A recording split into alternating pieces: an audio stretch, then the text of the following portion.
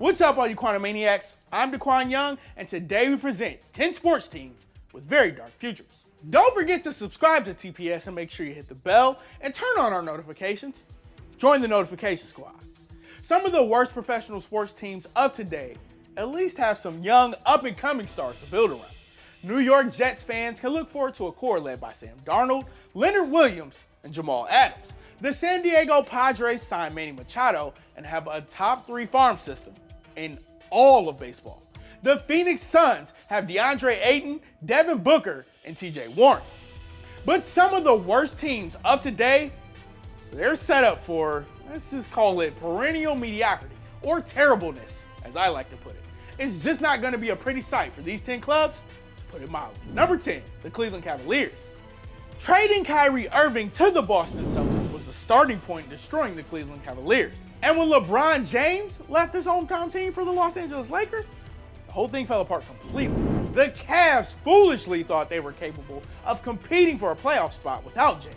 Kevin Love was handed a $120 million extension. This team should have traded every veteran player in the offseason to begin a rebuild. They didn't, and now they're paying the price. Cleveland is already among the NBA's worst teams again. And though Colin Sexton has the chance to grow into a superstar, there isn't much to like about the rest of this roster. The Cavs have to hope for some draft lottery luck over the next 3 years. Otherwise, the sad and dark days of Cleveland basketball will be here for a long time. It's hard to see this club making the playoffs in the next 5 years. But at least LeBron James brought home a championship in 2016. Right, Cleveland? Number 9, the Miami Marlins. Derek Jeter and the Miami Marlins ownership made a pretty interesting choice in simply moving out all the talented players this team had. They didn't want to build around all-star slugger Giancarlo Stanton, opting instead to unload him to the New York Yankees for a minimal return. This team also traded the speedy D. Gordon to the Seattle Mariners. And just like that, 3 Marlins studs were gone in Jeter's first year as owner. And things got worse in the 2018 offseason when all-star catcher JT Realmuto was dealt to the NL East rival Philadelphia Phillies. Again, an interesting decision to unload 4 stars rather than build around them. Unfortunately for the Marlins, they didn't really receive enough grade A prospects in those trades, and the farm system is considerably weak for a team that's been a laughingstock since its 2003 World Series championship. And worse yet, the NL East is absolutely stacked right now. The Atlanta Braves are just getting started. Ditto for the Philadelphia Phillies, who won the Bryce Harper sweepstakes. And with strong pitching staffs, you can't discount the Washington Nationals or New York Mets either. So the Marlins have dealt all their stars, have little in their farm system, and play in perhaps baseball's toughest division. The future can't be that bad, right? Oh, wait, never mind. It totally is. Number 8, the Los Angeles Kings. The bright side for the Kings is that after nearly 50 years of not winning anything, they were able to capture their first Stanley Cup in 2012. 2 years later, they beat the New York Rangers in 5 games to win their second title in 3 years. Good thing the Kings produced those 2 Stanley Cups for their long-suffering fans. But now the dark days are returning. Los Angeles was among the NHL's worst teams in 2019, missing the postseason for the 3rd time in 5 years. The problem is that this core is simply too old. Anze Kopitar is still an effective player, but you won't see him playing at a superstar level anymore. That two-way style of play is slowly taking a toll on his body. The Kings are nowhere close to competing with Pacific Division rivals like the Calgary Flames, Vegas Golden Knights, or San Jose Sharks. Their chance of becoming a dynasty with a 3rd Stanley Cup title has sailed.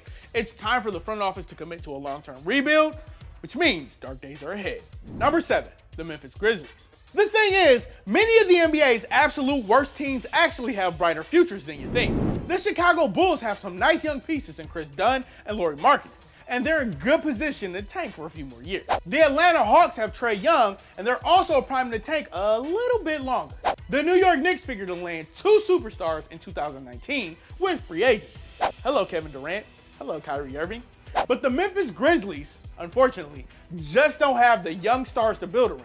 And even though they're a fairly bad team, they just aren't awful enough to seriously tank for a top 3 selection. Mike Conley is still one of the top point guards in the game, but how many years does he have left? His body is falling apart. They're better off trading him at this point. Other teams in the Western Conference all have something to be excited about. They're either championship contenders or playoff contenders, or they're young and up-and-coming teams, like the Dallas Mavericks and Phoenix Suns.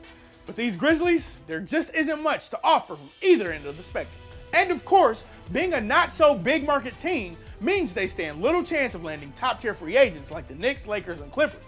A dark future awaits this Grizzlies team. Number 6, the Washington Redskins.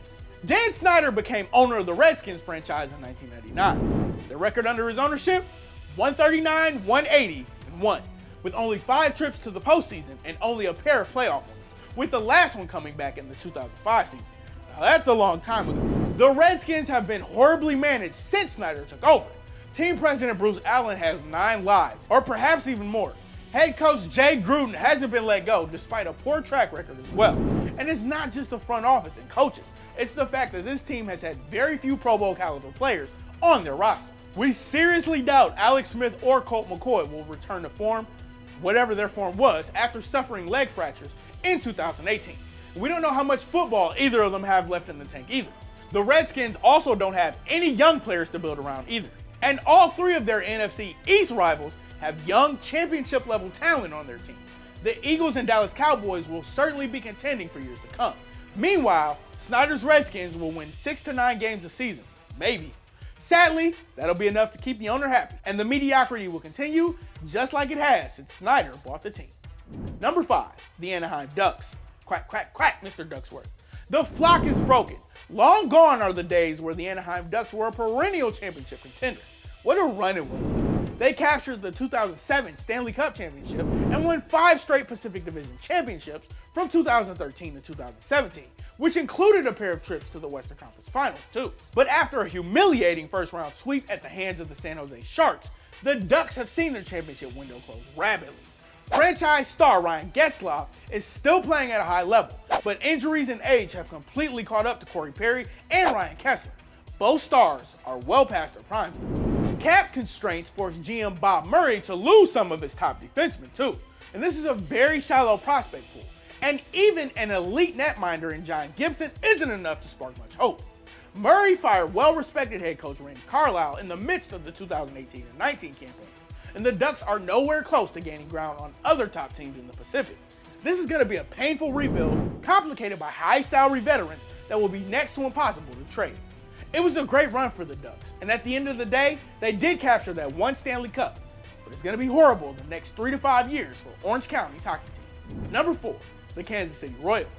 In a way, Kansas City Royals fans really can't complain too much. After 2 decades of being straight up terrible, this team came out of nowhere to make a surprise run to the 2014 World Series. And a year later, the Royals returned to the big dance and finally won it all, ending a 30-year championship drought. Now, if Royals fans can get through a 30-year title drought, they can certainly stay patient through what will be a lengthy rebuild. This team could have been in better shape back in 2017, but they simply refused to play it safe. The Royals tried making a run at the playoffs that year, and rather than sell off star players and pending free agents such as Lorenzo Cain, Eric Hosmer, and 18-game winner Jason Vargas, KC missed the playoffs and missed out on the chance to restock a wretched farm system. The Royals lost 104 games in 2018, and with very little young talent coming up, it's safe to say plenty of dark days are ahead here.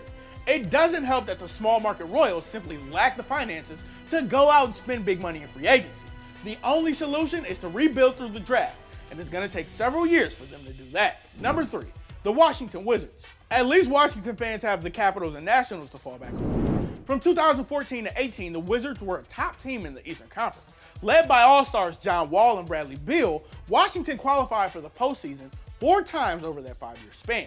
That was highlighted by a 49-win season in 2016 and 17, where the Wizards fell just 1 game short of reaching the conference finals. But multiple injuries have hampered Wall ever since, and the Wizards barely made the playoffs in 2018 and are one of the worst teams in the East in 2019. Expect Washington to trade Bradley Beal. While league executives have said Wall's near $200 million contract is the most untradeable in the NBA, and it's hard to see Wall ever reaching an MVP level again, given his age and the toll his body has already taken, and the type of injury he has. And so, the Wizards will have to trade Beal and simply pay Wall while hoping for the best.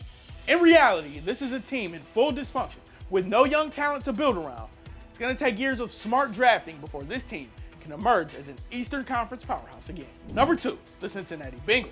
There's no sugarcoating it. The Bengals at this point are facing a much darker future than any team in the NFL. And you can blame ownership, poor management, and the decision to keep Marvin Lewis around for 16 seasons.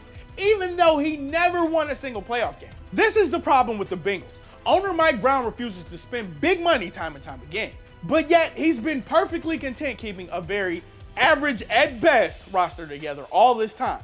You'd think this team would have moved on from a mediocre quarterback in Andy Dalton by now. He's only had 8 seasons to win at least one playoff game, and he hasn't done it.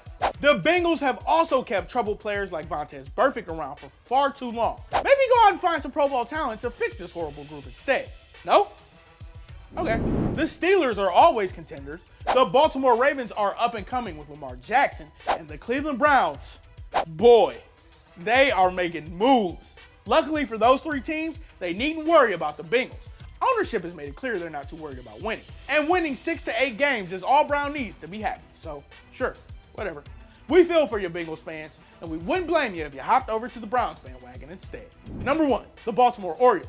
The O's had a few good years in the 2010s, but those days are long gone. The 2012, 14, and 16 playoff seasons, they feel like a lifetime ago. The Orioles were baseball's ultimate embarrassment in 2018 when they posted a pathetic 47-115 record.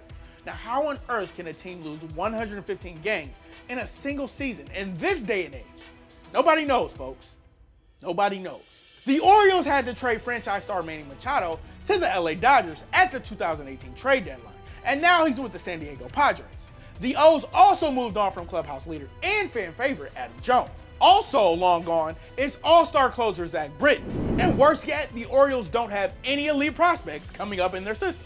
Their farm system is consistently ranked in the bottom half among all 30 Major League Baseball teams.